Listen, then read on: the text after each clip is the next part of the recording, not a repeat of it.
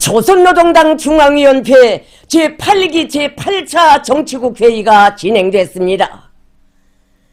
조선노동당 중앙위원회 제8기 제8차 정치국 회의가 5월 12일 당중앙위원회 본부청사에서 소집됐습니다.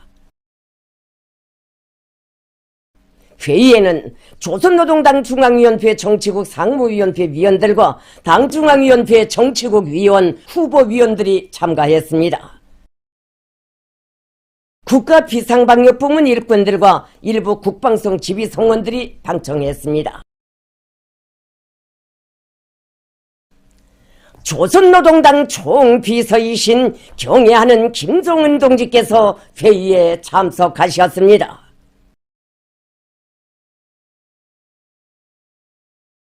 경애하는 총비서 동지께서 회의를 사회하셨습니다. 정치국은 먼저 당중앙위원회 전원회의를 소집할 데 대한 문제를 토의했습니다.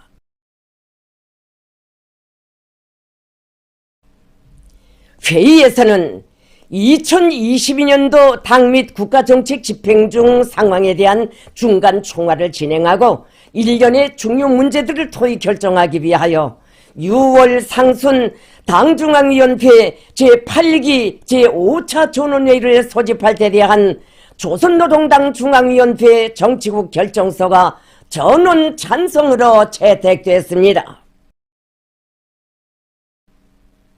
정치국은 다음으로 나라 앞에 조성된 방역위기 상황에 대처하기 위한 문제를 토의했습니다.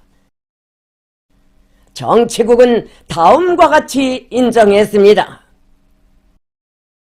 2020년 2월부터 오늘에 이르는 2년 3개월에 걸쳐 굳건히 지켜온 우리의 비상방역 전선에 파공이 생기는 국가 최중대 비상사건이 발생하였습니다.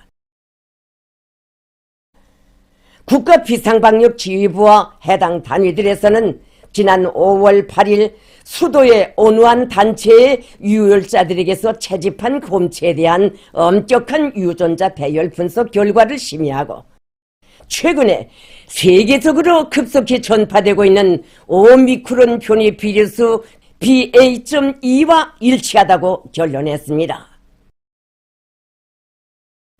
회의에서는 전국적인 전파 상황이 통보되고 금후 방역전에서 전략적 주도권을 주기 위한 긴급 대책들이 상정 심의됐습니다. 정치국은 우리나라 주변 지역을 비롯하여 세계적으로 각종 변이 비리수 감염자가 늘어나는 보건 상황에 민감하게 대응하지 못한 방역부문의 무경각과 해이, 무책임과 무능을 비판했습니다. 정치국은 조성된 현 상황에 대처하여 국가 방역 체계를 최대 비상 방역 체계로 이행하는 것이 필요하다는 데 대하여 인정했습니다.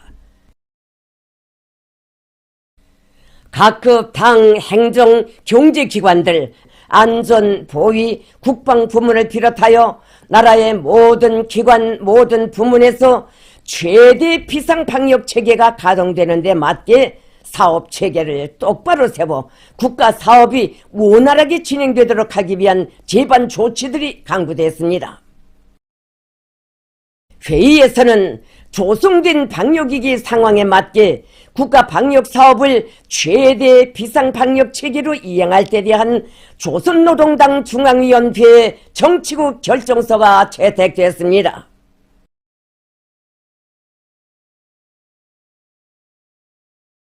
경애하는 총비서동지께서는 회의를 결속하시면서 비상방역사업에서 철저히 견지해야 할 원칙과 과업들을 제기하셨습니다.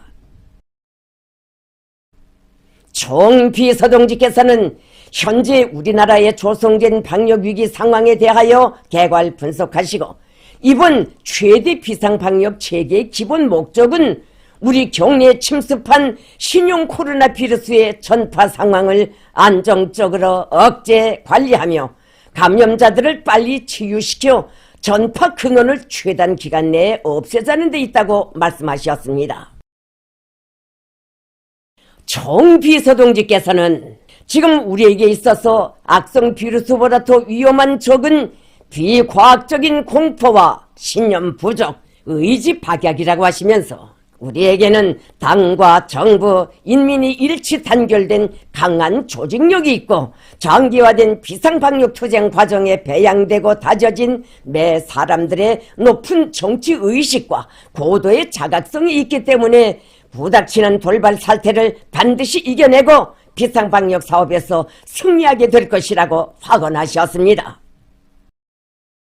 총 비서동지께서는 전국의 모든 시군들에서 자기 지역을 철저히 봉쇄하고 사업 단위, 생산 단위, 생활 단위별로 격피한 상태에서 사업과 생산 활동을 조직하여 악성 비루스의 전파 공간을 빈틈없이 완벽하게 차단할 때 대하여 말씀하셨습니다.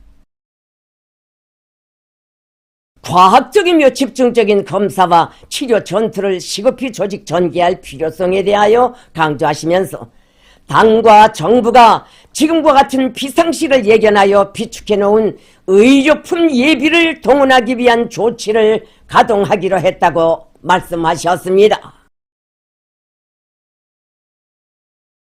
보건부문과 비상방역부문에서는 전 주민 집중 검병 검진을 엄격히 진행하며 의학적 감시와 적극적인 치료 대책을 세우는 것과 함께 사업 공간, 작업 공간, 생활 공간의 구석구석에 이르기까지 소독 사업을 강화하여 악성 전염병의 전파 근원을 차단, 소멸할 때 대하여 지적하셨습니다.